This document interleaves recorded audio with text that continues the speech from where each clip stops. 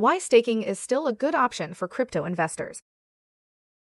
Every day I wake, make a cup of tea, and begin to read through many articles and coverage regarding new developments within crypto, technology, and current global events. I cannot help but feel a sense of being on the cusp of change. Both the good news and the bad news feels as though we are on the path to things being different from the world we all grew up in and knew prior. In preparation for whatever the future holds, I chose to try and be ready by diversifying what I invest in. For those who have seen my previous videos, I personally decided to invest in crypto, farmable land, precious metals, primarily gold and silver, stocks that earn dividends, physical assets, such as rentals, that help to earn supplemental income, and personal skills/growth. This week's video will tackle the question of what to do with tokens for those who have been staking on Kraken, how to move them, and what the SEC is doing in regard to crypto. I will also explain why staking is still a great option for those invested in crypto. Last week, I covered the topic of the lawsuit between the SEC and Kraken and how that would affect US-based crypto investors. During that event, I saw a lot of confusion rise up on social media regarding what exactly took place and if it is safe to stake crypto at all. The short answer is that the SEC did not go after staking. They are going after businesses that provide staking as a service where users' tokens are taken and the exchange stakes the tokens on behalf of the client. They consider this to be a security and wanted all securities to be registered. It can be argued that the SEC did not take the right approach to handle this matter. Kraken has been a reputable business that has provided proof of reserves and served its clients well for years. The SEC could have taken the stance to provide proper guidelines and given a few months for the exchanges to comply with the new guidelines versus their more authoritative approach to force the closure of Kraken's staking program and a $30 million fine. Gary Gensler himself said in a recent video, "Not your keys, not your crypto," as a means to explain why the SEC would go after business models using staking as a service without registering with the SEC. This implies that the SEC is only able to go after exchanges where investors could potentially lose access to their tokens if the exchange/business goes bankrupt. That means self-custodial staking is outside of the scope of what the SEC can pursue and still a valid option for crypto investors. Bear with me as I share a little bit of a technical perspective on proof of work versus proof of stake. It is important to understand the distinctions between the two because different blockchains utilize diverse consensus mechanics. It is essential to understand the rules, rewards, and risks that accompany each blockchain before investing. Having knowledge of the differences between POW and POS can help investors make wise decisions when picking a blockchain to invest in. Bitcoin operates on proof of work, but many other blockchains operate on proof of stake. Proof of stake, POS, allows participants to agree on a new block by staking crypto behind it. On the other hand, proof of work, POW, asks participants to use up their computing power as well as electricity to create a legitimate block. Pros of proof of stake, POS. From a technical perspective, POS is energy efficient as it does not require miners to expend energy to validate transactions and produce blocks. POS is secure as it uses a system of validators who are randomly selected to validate transactions and produce blocks based on their stake in the network. POS is fast as it does not require miners to solve complex cryptographic puzzles.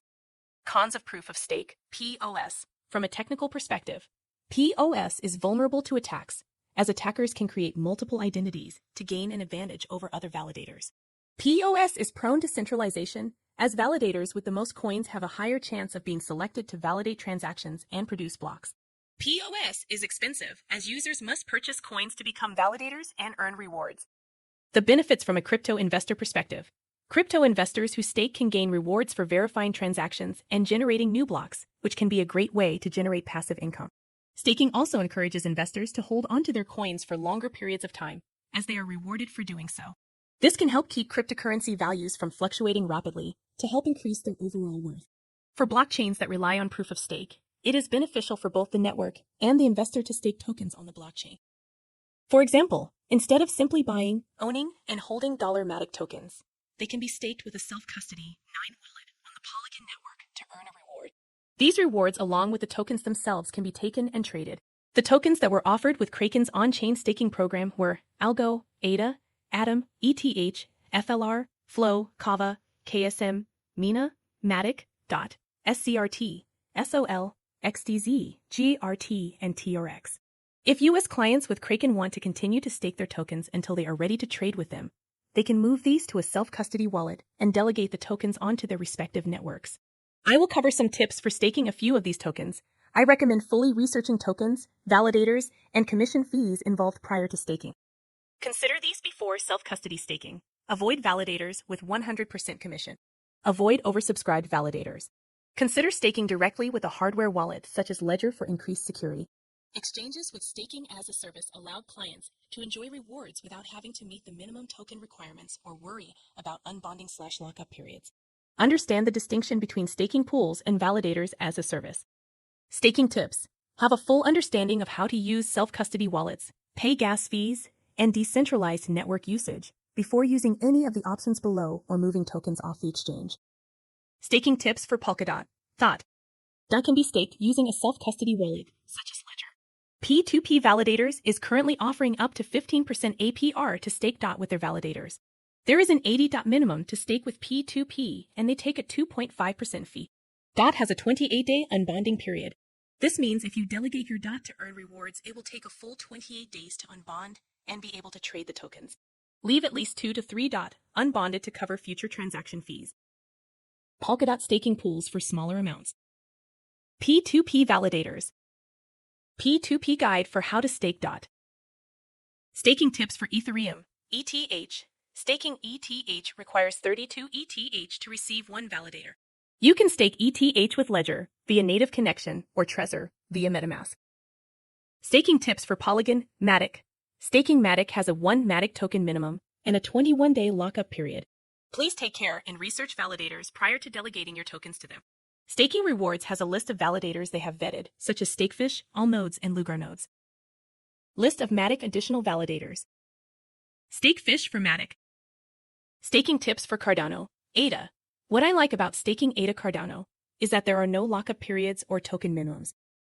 Places to stake Cardano, Moonstake. P2P. We can expect to see changes over time as regulations continue to make their way through the crypto space. However, these rules and regulations primarily have effects on businesses, their operations, and ethics. The core usage of crypto has remained the same. In the beginning, before the fancy options we have now, there were simply tokens and wallets, and the methods that continue to work the best within crypto still involve those 2 key components. Times are changing, the world is changing, and technology is changing. As we find ourselves moving forward through life and through time, it is important that we do not allow ourselves to make decisions out of a place of fear. We must exercise the will to seek knowledge and discipline. Until next time, Jess.